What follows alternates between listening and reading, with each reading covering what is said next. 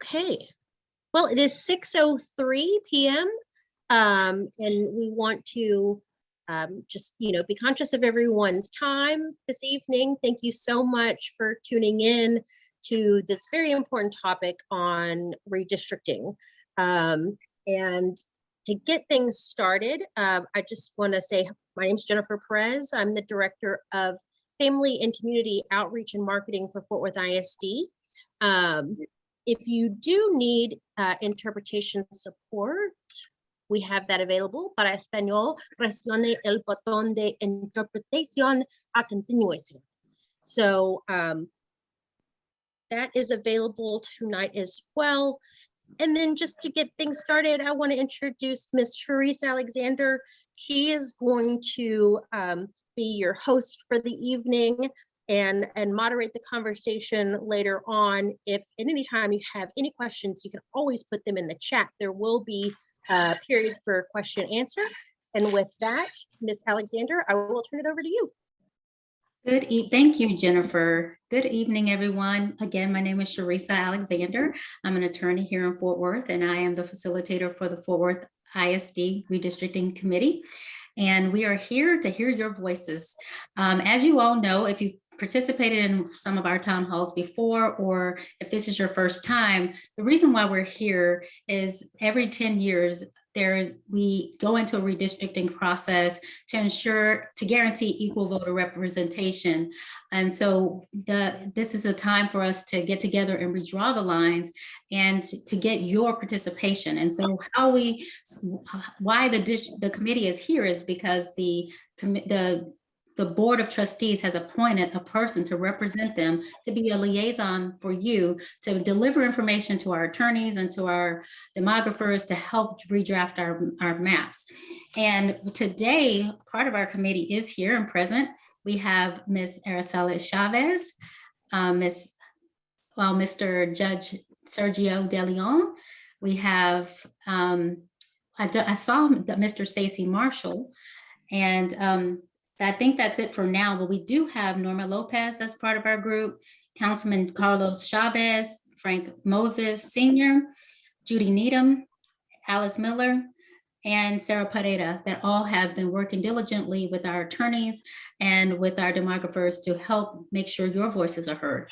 And so what I'm going to do is I'm going to turn this over to Mr. Rolando Ruiz and Mr. Jesse Gaines of the law firm of Rolando Ruiz, who has specialized in this area and who has been working diligently with the committee to make sure that we get these lines drawn in a way that's not only meets to ensure your voices, but also is constitutional. And he's going to introduce briefly to you the redistricting process and let you know how we progressed from the beginning till now. So I'm going to turn it over to Mr. Ruiz. Thank you, Stacy. Charisse. Can I share the screen right now? Is it possible? I think you should be able to share. Okie dokes. Well, I thought it would be good to start where we started. After the data was made available, the census data was made available earlier this year, I think it was in August, we did an analysis of your existing single member districts for the Fort Worth ISD, and the population for each district is shown right here. The range is to go from 63,000 with your highest populated, and your lowest populated was 49,000. So the difference between those two population ranges was 13,000. And that amount of that number of people is too much of a difference. It created a 23.36% deviation. So the conclusion we have to reach is that based on the data that we have, the 2020 census data, the school district will have to redistrict because it's 23% deviation and we have to have less than 10% deviation. The other thing we noticed is that the population breakdown for the districts show that there's 4 there's districts 1, 2, 3, 4, and 8 and 9 that are substantially minority combination population districts. The reason we have to look at that is because when you redistrict, the Voting Rights Act, the federal law requires that you give some deference or protect the integrity of the minority districts. And in this case, we have 1, 2, 3, 4, and then 8 and 9.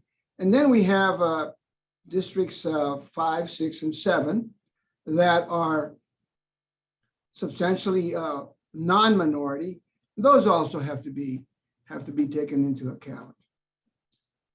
And as you look at the map, you can see that there is an eastern part of the county, the district, and a western part.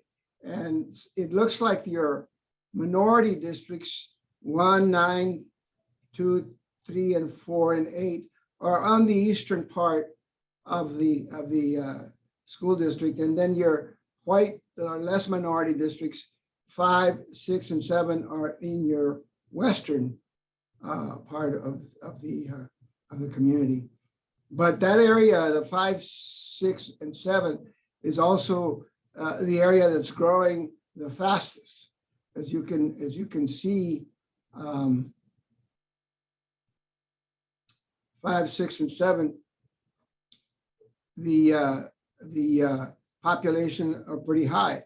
The highest populated one is 5, and then obviously, and then on the east side, the lowest populated one is District 8.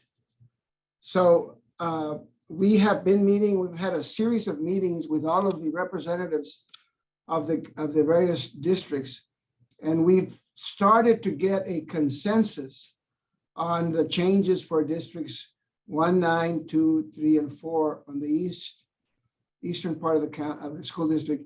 And then we're also getting some consensus on 5, 6, and 7, which is the western part of the district.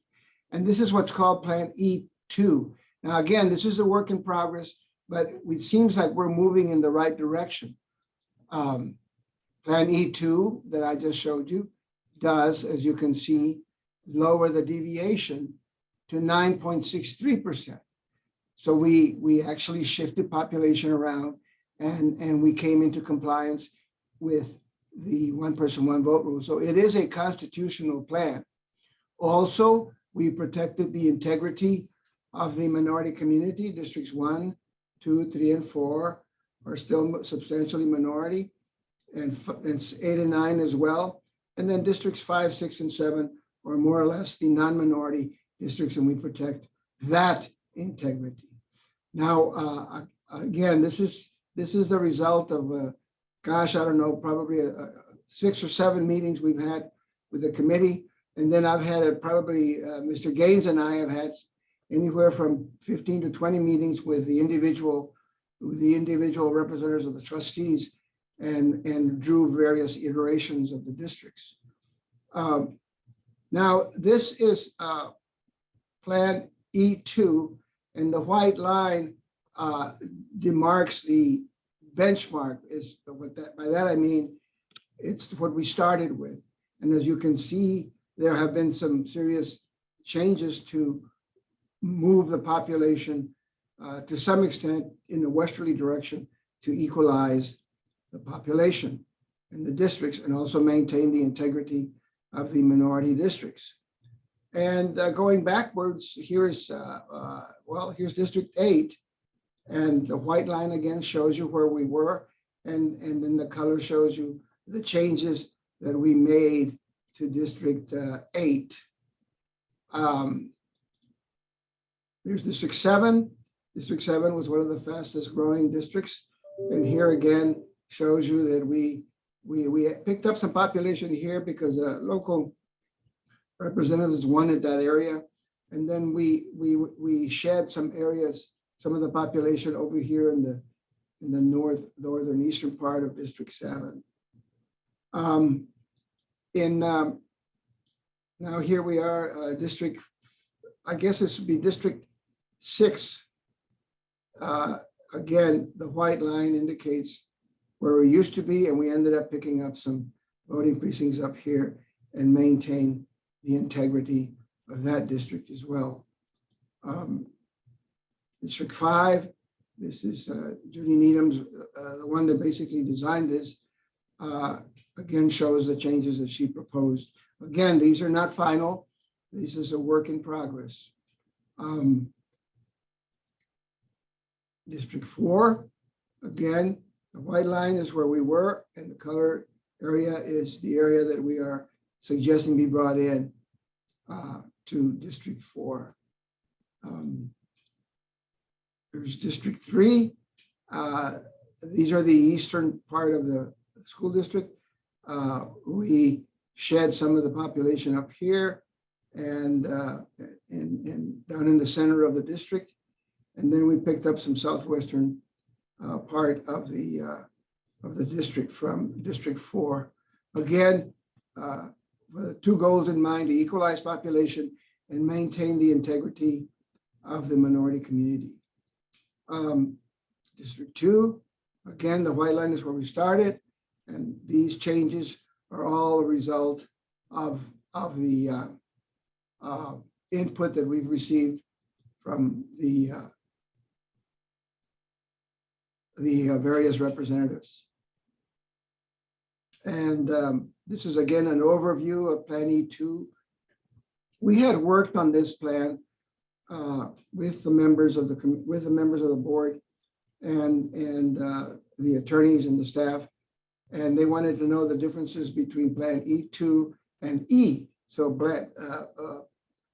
the blue line was Plan E, and we made these changes in front of everybody, and they wanted to see what the changes were, and so that is provided. Jesse, do you have anything you would like to add? And I can manipulate. The only thing I want to add is we want to make sure that people know about the history of the Fort Worth ISD.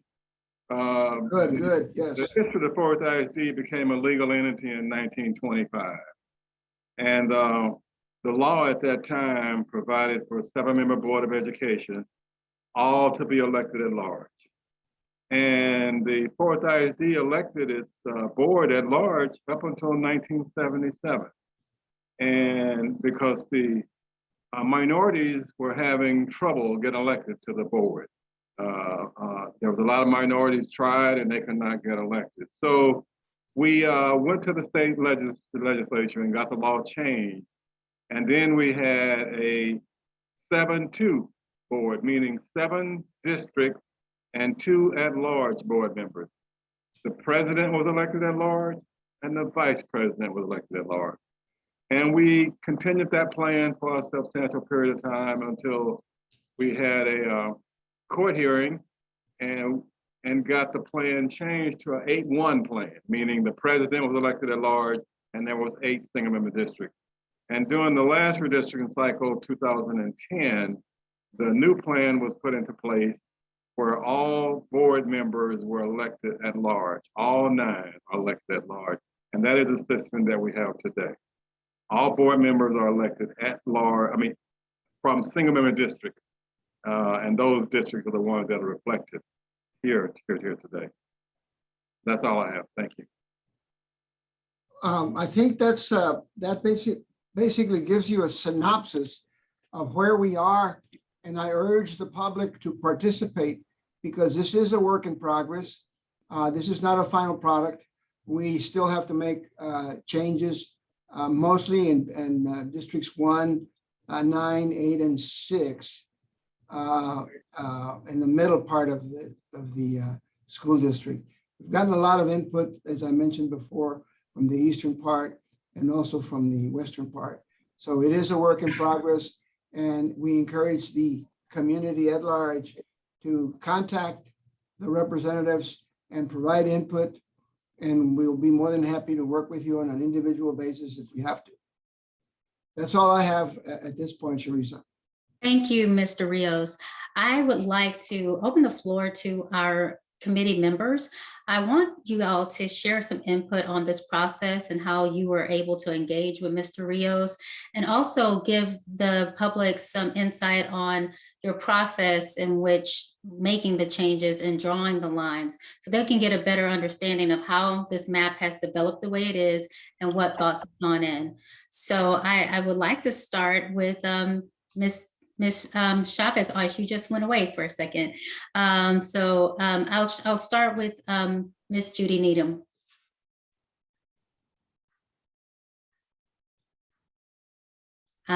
Ms. Needham, are you there?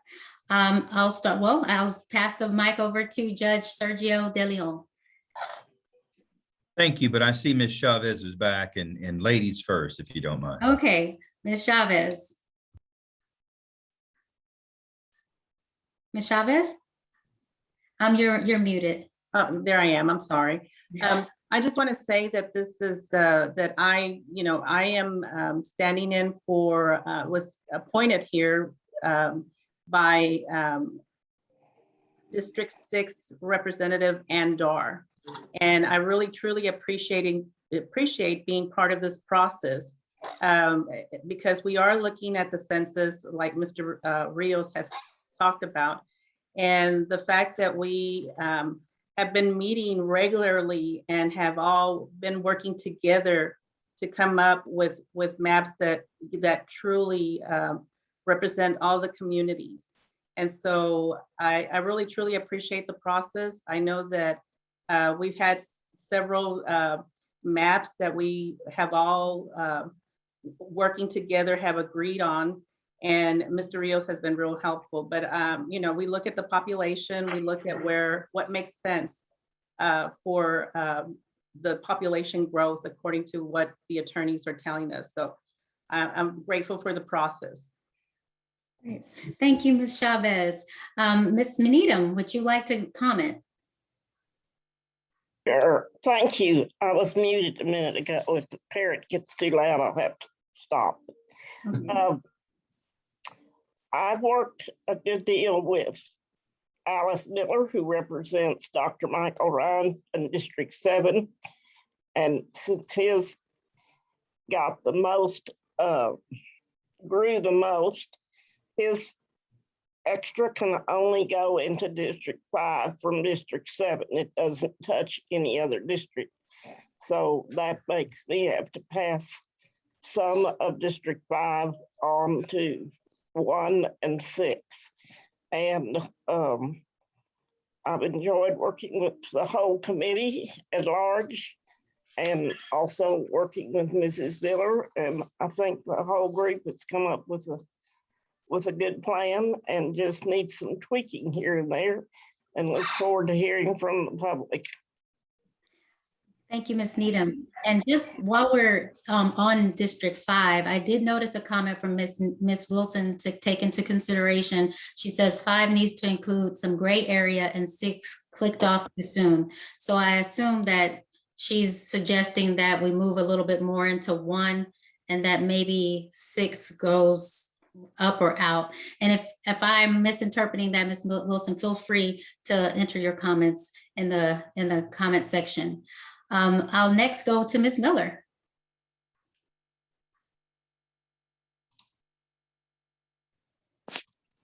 Yeah, I just kind of echo what Ms. Needham said. Being on the far west side, District 7, there was nowhere that we could move any of the population to except to District 5, and Judy was a joy to work with, and we spent quite a few phone calls and working on it, and Mr. Rios was fully accessible, and I feel like we've come up with a very good working plan. So Great, thank you so much. Now I'll move on to Judge De Leon. Thank you, Ms. Alexander. I appreciate that. Want to thank you, all the attorneys that have been working on in this process. Want to thank the Fort Worth ISD staff and members of the general public who appeared in person and those who have appeared virtually. I want to go back to what Mr. Gaines was talking about, the history of Fort Worth ISD. And I did want to point out that for the Fort Worth ISD was the last school district in the state of Texas to finally elect the president of the board in-house, meaning all members of the board voted as opposed to that being at large. And so that was one point on the history that I want to bring forward. I'm representing District 8, appointed by trustee Aniel Webanos. And like the others have mentioned, I have worked with Mr. Rios a time or two to help weigh in on the map. And I also had a session with Mrs. Chavez and Mr. Rios. And so it all, obviously is a work in progress. And the goal here is to equalize the population, but in doing so, making sure that no retrogression has taken place in any of the districts, that the integrity of the minority districts are kept intact, that we do not crack away any portion of one district and pack it into another. And I really have appreciated the open and transparency that this board has had with the public, because I can assure you from my own experience here as a JP in Tarrant County and a former constable that that's not taking place here at Tarrant County. But anyway, that's another story for another time or another day. Thank you very much. And I'll pass the floor back to you, Ms. Alexander. Thank you, Judge DeLeon. Next up, we'll have Mr. Stacey Marshall. Thank you so much, Ms. Alexander. So I represent District 4, and District 4 was represented by the late trustee Daphne Brookins. And I am honored to be a part of this committee because I'm passionate about East Fort Worth and everything east of I-35. And my experience with Mr. Gaines and Mr. Rios has been great because they, as everyone said, they've been open. They've been very good about helping us think through the maps and the lines and things of that nature. And because I butt up against District 3, I've been working a lot with Frank Moss as well as Councilman Flores in District 2 to try to make certain that, the lines are done right and everything. And then we represent District 4 in the best way possible. Great. Thank you so much, Mr. Marshall. I want to now go into some questions that are here. We have one question from D. Taggart that says, are these lines based solely on the data provided by the 2020 census data? Much has already changed, including student population of Fort Worth ISD. Mr. Rios, or? Yeah, that is correct. All redistricting has to be done with the latest census population. Absolutely, population changes every day. People die every day. People are born every day. But the importance of having a fixed date to agree that this is the population is extremely important, because the population data that's aggregated every 10 years is the basis upon which the federal government allocates political power, like we're doing here, and federal funds.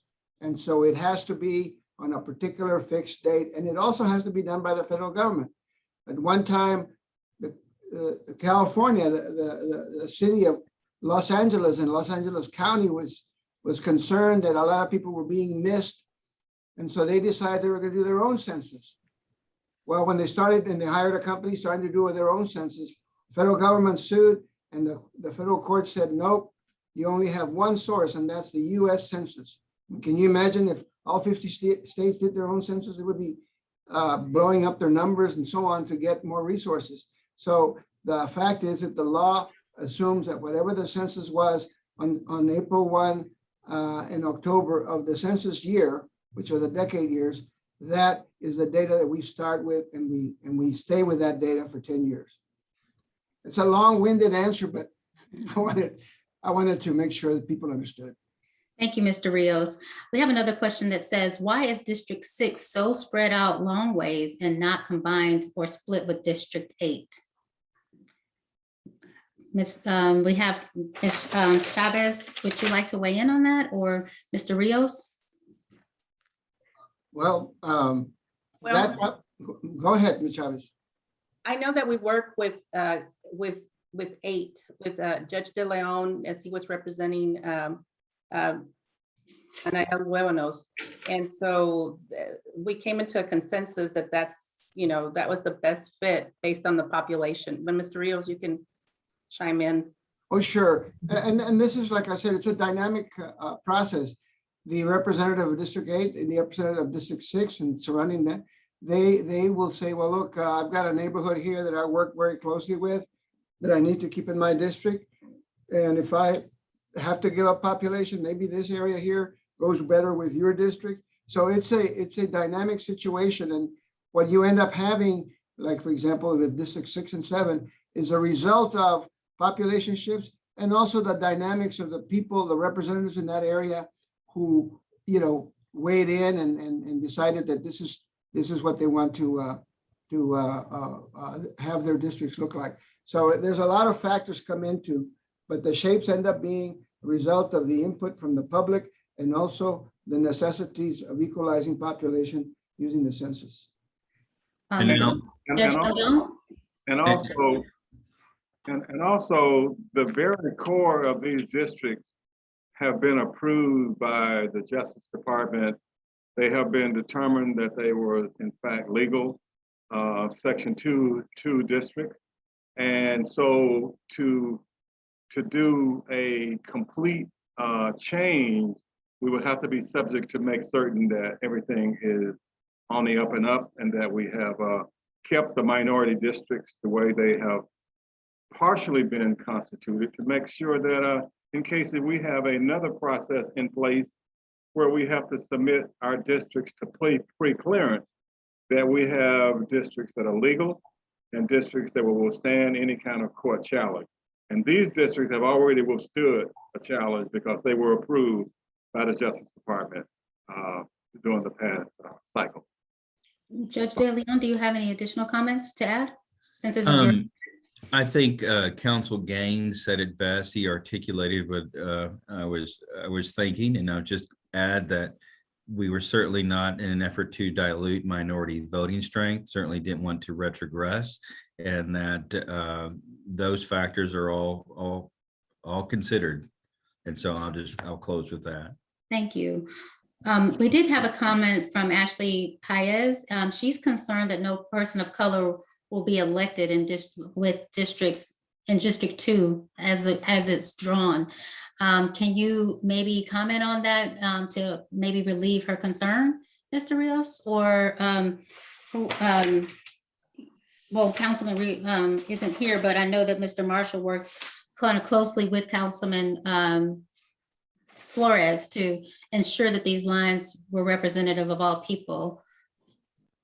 Well, the only thing I would say is that where we are right now is not the final work product, and then we may have to make some changes.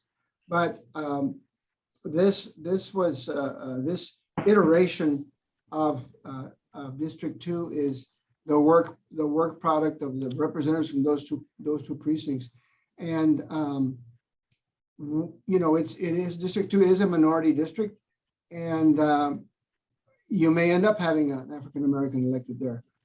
We can't assure anything, but this was the iteration that we have based on the dynamics of the representatives from that area, and also the necessity to equalize population. Right, and as Attorney Rios has indicated, District 2 was created as a coalition or opportunity district. It was not it's created so the voters in that district who push, pull, and whatever, and merge together and elect a person to best represent their interests. So when we talk about a coalition and an opportunity district, it is an opportunity district for minorities. However, if persons elect somebody who will represent them to the best of their ability, it's not necessarily anything wrong with that. So that's the way Section 2 was created over 10 years ago. Thank you.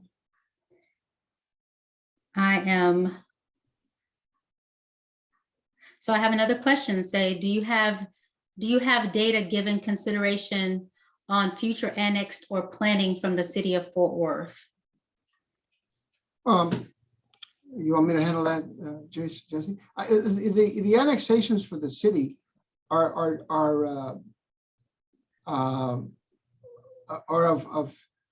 of no consequence to the school district. The school district has their own boundaries, and those do not change unless the legislature changes those boundaries. And those are done by the legislature. The city itself, they change their own boundaries when they annex, but they're totally different jurisdictions. and there's no connection between those two jurisdictions insofar as the districts are concerned.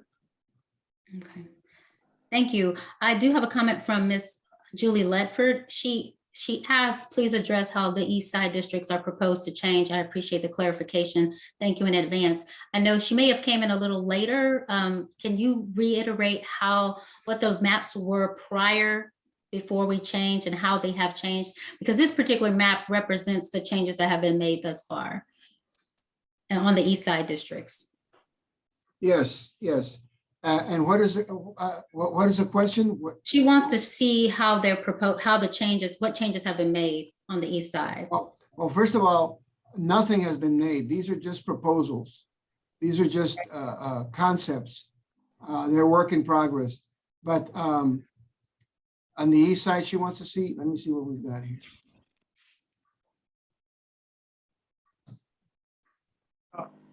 Basically, I'll talk a little while it's the East Side has East Side precincts, the minority precincts, minority districts that tend to elect minorities. There has been very minor changes in the East Side precincts.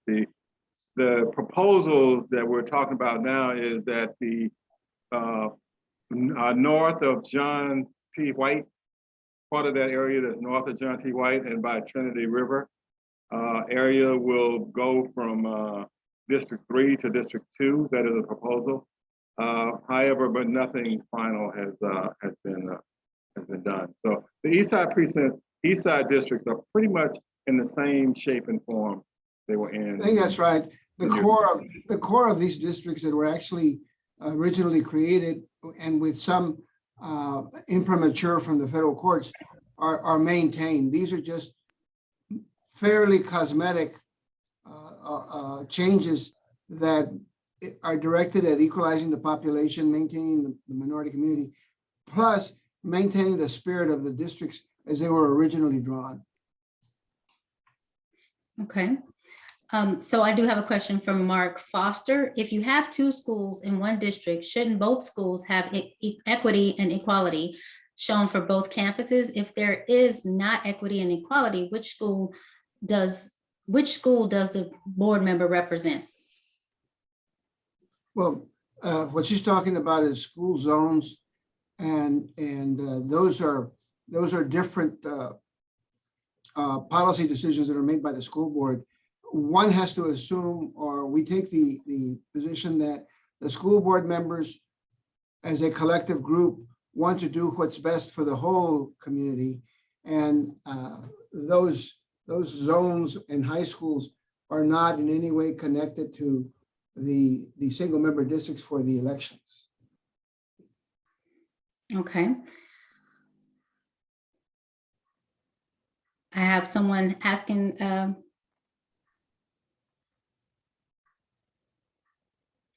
I don't know, someone wants to know specifically that they've moved into a new house and how can they find their district where their new house is in. They're bordered between 6 and 8. Is there a way for them to locate their? If they're registered to vote, their voter registration card would have a voting precinct, which are these numbers on the maps, and that'll give them some idea as to where they are, and then they can also probably contact the administration, and they'll tell them what districts are in. But the registration card has a voting precinct number, and that'll tell you where they are. These maps all should have the voting precincts on them so you can see where you are. Thank you. I do have, Ms. Wilson has a concern about not being able to inquire. She believes that this is a lopsided conversation and she's driving and she has some questions and concerns. I would just like to urge you to visit our Let's Talk app. You can communicate your concerns directly through that application. We also have public hearings that are coming up in person at 3 of our high schools, and you can check our website at www.fortworthisd.org/redistricting, and I'll give you all of our upcoming dates where you can actually attend in person. So I have another question from Mr. James, Texas. Why not make District 7 smaller? It's growing it is growing the fastest due to all of the development of the open space, which the rest of Fort Worth doesn't have. We will have to address this again in a year, right? Well, not in a year, but in the next 10 years. And that's a very good question, a very intelligent question. To some extent, when we do the redistricting, we could all, the reason you have a 10% rule is so you can underpopulate those districts that you feel are growing the fastest, so they can absorb the new population. But that's certainly a consideration that is taken into account as we redraw the districts, and the elected representatives will have that in mind when they adopt the final plan. Okay, thank you. I have another comment, question from Wanda McKinney. District 2 has a large African-American population and needs an opportunity for representation. It's more of a question. She put it as a question, but I guess, is there, can we comment on, we've commented earlier about the steps that we are taking and that this isn't a final map. If there are some suggestions that you want to make directly, feel free to reach out to Councilman Flores, and also the Let's Talk, and we can engage to get more ideas on how we can be more inclusive with that district if you still have concerns.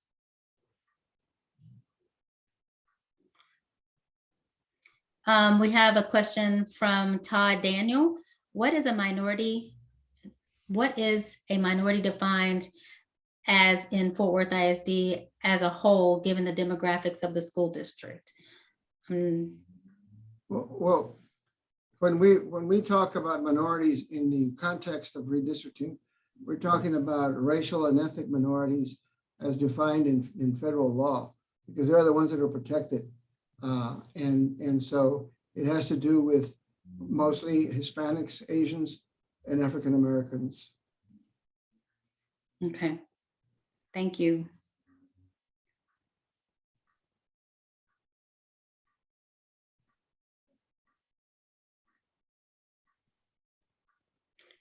I'm looking through some more of our questions that I can ask. We did have someone who did share a link to where you, well, actually Ms. Perez shared a link where you can actually visit and get a link to the board members, the district, and other resources.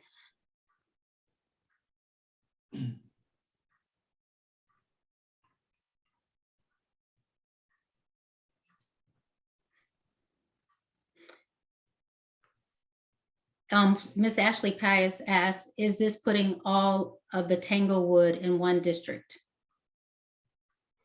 Jesse, can you handle that? I'm gonna have to look at the Tanglewood.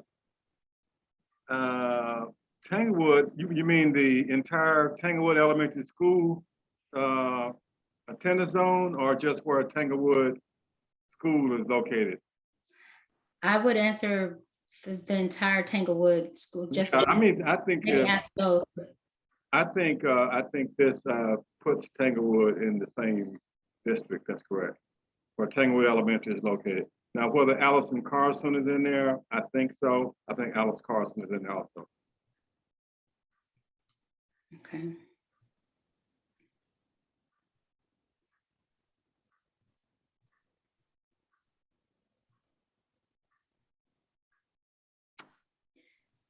I have a comment from DH that says, does it really serve people who live in precincts 1095 and 1076 well to be placed in District 6, where the minority resides south of I-20? So that's a question for you all to consider.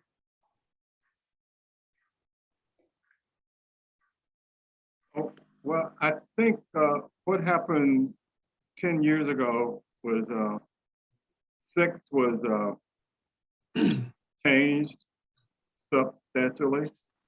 And I think the reason it was changed was obviously to make it more, and part of 6 is, those of you that's familiar with Fort Worth,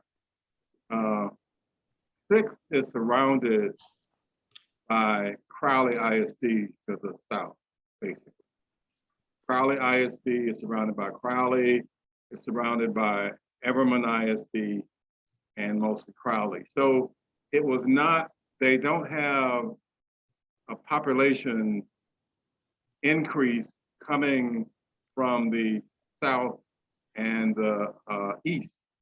The population would have to go in a different direction. And I think that was why that was done when we did the redistricting during this past election cycle in 2011. Thank you. And we did have D. Taggart ask if would we be providing copies of the maps at the in-person meetings.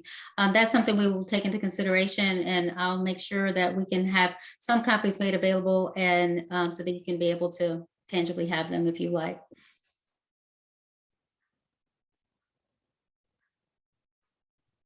We have a comment from Ashley Paz, says in 2010, this neighborhood was split to 5 and 6 because their will was overwhelmed to the district as a whole.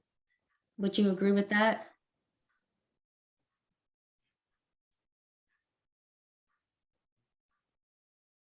Was that, who's that directed at?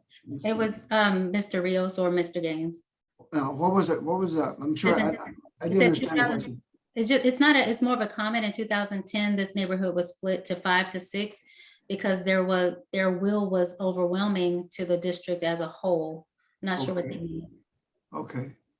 I don't know, Jesse, you might have. Yeah, I mean, it was 10 years ago, there was a lot of discussion. They had a committee, a citizen committee like we have now. And they went back and forth in terms of what plan came up with. And if I remember correctly, I believe those that have more history than I have I think they ultimately decided to come up with a plan that everybody agreed to and everybody accepted. But I don't know as to what the issues were in terms of that. But whatever it was, everybody agreed with this plan 10 years ago. Okay. And excuse me if I'm not getting every one of these, they're coming in so quickly, but I do have a comment that Ms. Wilson raises a concern. She's concerned that we're keeping 2, 5, and 7 predominantly white and rich. And she says, which if we actually shared the same education and opportunities all of Fort Worth equally, then it wouldn't be an issue. So what are we doing for 2, 5, 6, and 7 to ensure that we are creating more equity in those districts? And anyone can weigh in. Okay.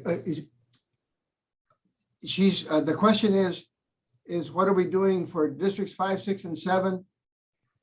Basically, she's saying the way they're drawing is keeping it more segregated. Oh, I see what you're saying. The housing patterns are basically set by the population, you know, how expensive houses and so on and so forth. Those housing patterns and the living patterns are set by other matters. A lot of them have to do with economics, who can afford to move to which neighborhood and so on and so forth. So those are things that are beyond what we try to do here. The only thing we try to do is make sure that racially and ethnically, and also in terms of whole numbers, we make sure that those districts comply with the federal law. Okay, thank you. And if any of you all panelists are going through the chats and you see a question that I've missed that you want to weigh in on, please feel free to do so.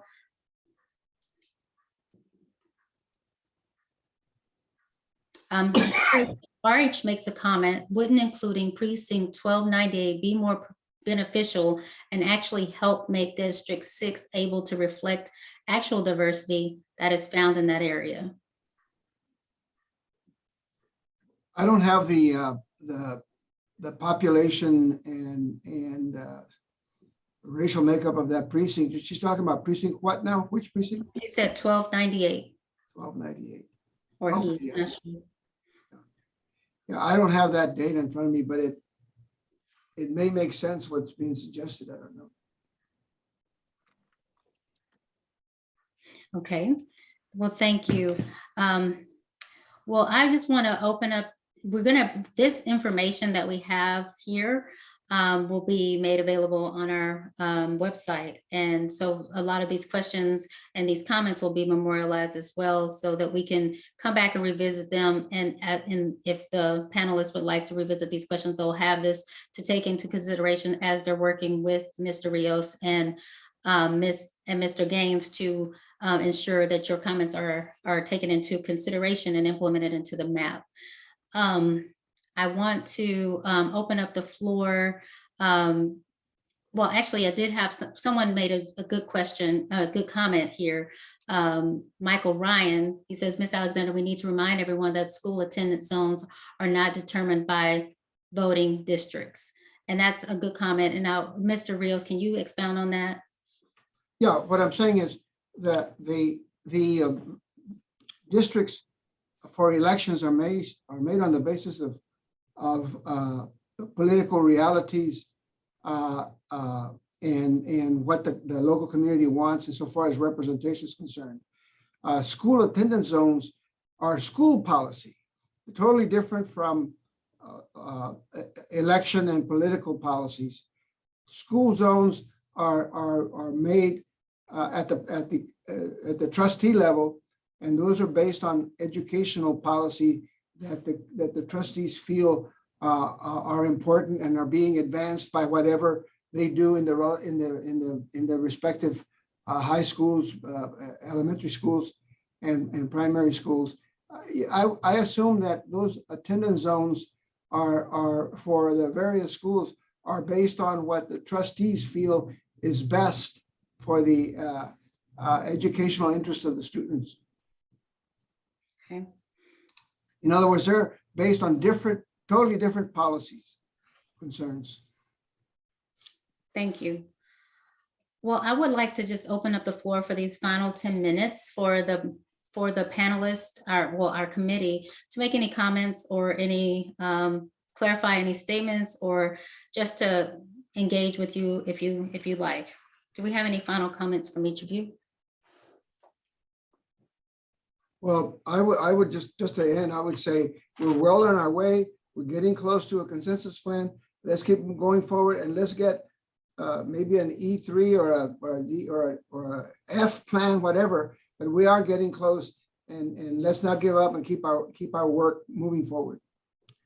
Yeah, and I would like to echo that and say that the person who talked about the precincts 1298 and whatever else, please, if you would send us a message, and once we get the transcripts of this, we can have it also. Send us a message that certainly that's something that we can go back to the committee, and the committee can bring that up, because that might make a whole lot of sense once the committee analyzes it. So those are the kind of comments that we need from the public in order to come up with a final plan to recommend to the board, obviously. And those comments are excellent. So 1298, I do have that down on paper, and we can thank you. Thank you, Mr. Gaines. Mrs. Alexander, can you remind all of us that when are the next meeting dates for the general public to appear at? Yes, I will pull those up just momentarily.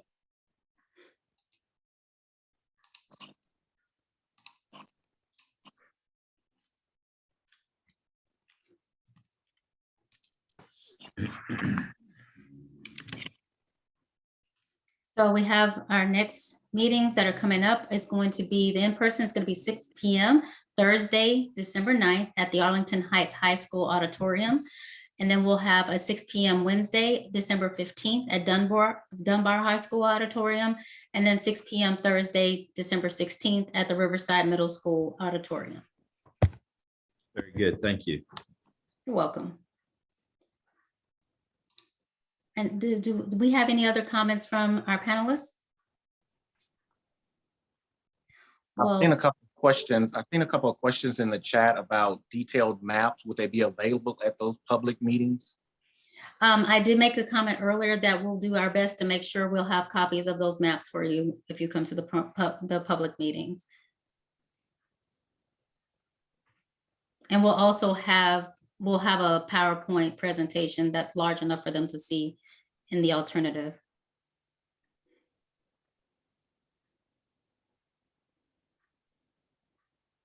And I saw the comment about I Am Terrell being heavy African-American at one point, and some of the artwork has been taken down. So I'll research that information and I'll be happy to provide an answer at our next meeting. Thank you, Mr.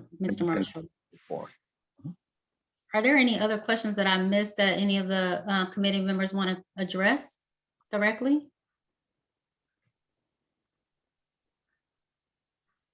Okay, we do have about 7 minutes. I did see someone say they wanted to look at the Benbrook, like take a closer look at the Benbrook map. I don't know if we have time to look at that. They said, I would like to see the map with street names for Benbrook, please. I don't know if that's possible at this moment. Is it, Mr. Rios? Well, I'm not sure where the Benbrook area is, Okay, but we can try.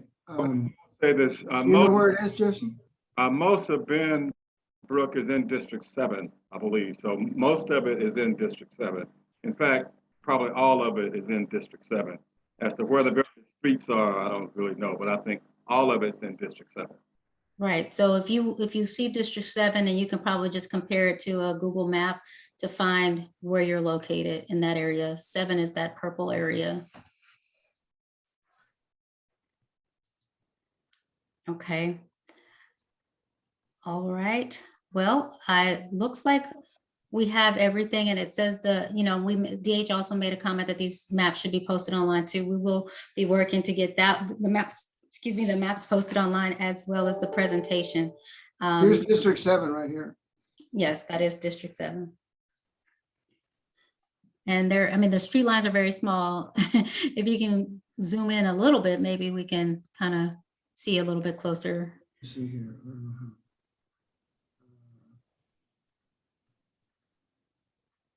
Mr. Rios, can you answer that last question about somebody just asked if there were growth overlays? Yes. Can you read that? Yeah, growth overlays. I'm not familiar with that. What is that? You Are you mean? familiar, Ms. Needham, with what they're meaning? I'm assuming you get the city to give you a map of the town and where the most growth is expected to be for the next 10 years, say, which is going to be Benbrook and whatever part of the city. And that you would but I don't think that gets configured in what we do, because Mr. Rios already said that we basically do these districts based on the 2020 census, correct? Right. The growth patterns, things of that nature, are probably more relevant to developers and development.